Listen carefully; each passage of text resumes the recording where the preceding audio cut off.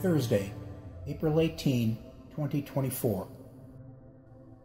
I was up early as usual. Cold bucket bath, hard-boiled eggs and coffee for breakfast. I got my two-way and at the agreed time tuned in to try for Fred again. This time he was right there. He'd been trying to contact me for 2 days. He said things were bad where he was. Late yesterday, a gang of young looters were breaking into a house at the end of his block. He and an LAPD neighbor went down to confront them. It went south in a hurry, and they shot and killed 3 of the looters. The rest fled. He said he and his family were bugging out now. He had heard rumors that the freeways weren't moving, so he was going to try the surface back street way to Santa Clarita, then the old Sierra Highway route to Lancaster. He hoped to make it to his vacation home in Tehachapi by tonight. I was welcome if I could make it there. I thanked him and told him to stay frosty. Fred, being retired law enforcement, knew what he was doing. We wished each other well and said goodbyes and good luck. Click. The radio was silent. I suddenly felt very alone. A wave of sadness hit me. My emotions were shot. I was tired, mad, sad, and insecure. I was hungry. I wanted a hot shower. I just wished all this would go away and get back to normal. But I didn't have the luxury of wishes. If wishes were horses, beggars would ride, the old saying goes. I put the two-way back into the microwave, got the radio, and tuned in BBC. The news wasn't good. A Chinese frigate and an American destroyer had collided in the South China Sea. American sailors were dead, and the Chinese ship had sunk with many casualties. China had recalled its ambassador, and the American embassy in Beijing had been taken over by Chinese troops. Things just went from bad to worse. I put the radio back and took my coffee out to the patio to think. My brain is running at high speed. Thoughts are here and gone and others zoom in and out. A repeating slideshow. My attention suddenly fixes on a thin column of smoke across the valley rising in the cool air. A building is on fire. Why? Accident? Looters? Franklin landed on the fence wanting breakfast. I smiled at him. Good morning, Franklin. He's a very handsome raven, shiny jet black. As I put his food on the fence for him, I wonder if I should still feed him. Will I need the dog kibble I feed him for myself? Ravens are scavengers, survivors, and will find and can eat almost anything. But he depends on me at this time. Franklin had a mate, and she was sitting on the nest until the 3 to 7 eggs hatched. Only the female incubates the eggs, and she won't leave the nest. So Franklin has to bring all of her food for the next 18 to 21 days. Without his food gathering, she would starve to death. So at this time, Franklin needed additional food to be supplied.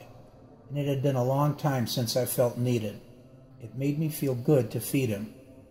It provided a sense of normalcy. His world was just fine and unchanged. Maybe I needed that right now, seeing normalcy in something, even if it's a bird. I thought about what might happen, and I knew it would happen sooner than later. A cascade of suck. The what-ifs started. I reviewed my supplies again. I estimated my food supply should last me 10 weeks if I conserved, longer if I found other sources or almost starved myself. There can always be more, but there comes a time that it is what it is. I decided to use the freezer. This must be quick. I visualized what was in there and decided what I wanted. Open, grab, feel ice block, close. Maybe 5 seconds tops. Good. Ice block and food were still semi-frozen. Better than I thought it would be. Grilled filet mignon and Cabernet tonight.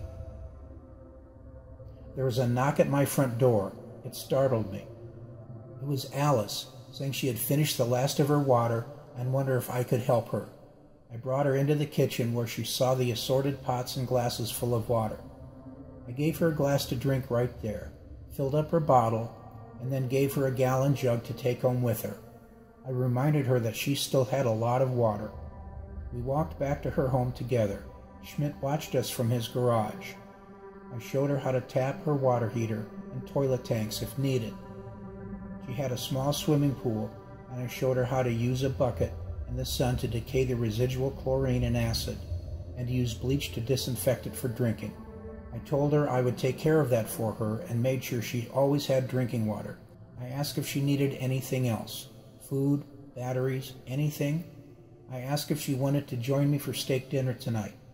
She cheerfully said no, thanked me for being kind, and offered me a cookie.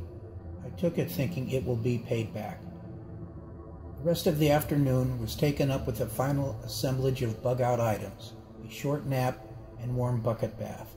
I've decided to only bathe in the afternoon so the sun has a chance to warm the water a little. No more morning cold baths. I lit the charcoal in the Weber kettle. My dad had been a charcoal man, and so was I, and I had taught my kids the art of charcoal and mesquite smoke. Man, did that smell good. Nothing like standing over a smoke-filled Weber, extra dry cab in hand.